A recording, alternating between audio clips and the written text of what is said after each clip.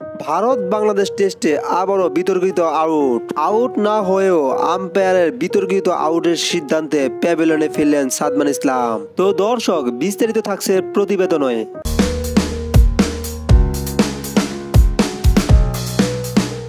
আবারও সেই আম্পায়ার, এবার ফিল্ড আম্পায়ার আউট না দিলেও টিভি আম্পায়ার এক বিতর্কিত আউট দিলেন বাংলাদেশের ওপেনার সাদমান ইসলামকে।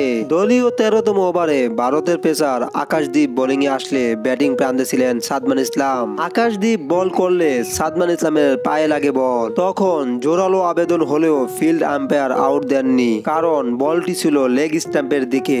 তখন ভারত রিভিউ নিলে দেখা যায় বলটি ছিল অফ স্টাম্পের বাইরে, বাগ খেয়ে চলে গেছে লেগ স্টাম্পে। সাধারণত এটা ফিল্ড আম্পায়ারের ডিসিশনটাই থাকে, কিন্তু সবাইকে অবাক করে দিয়ে টিভি আম্পায়ার আউট দিয়ে দিলেন। আর তাতে আম্পায়ারের বিতর্কিত সিদ্ধান্তে আউট হয়ে প্যাভিলিয়নে ফিরেন সাদমান ইসলাম। তো দর্শক, এটা কি আউট ছিল? অবশ্যই কমেন্ট বক্সে জানাবেন।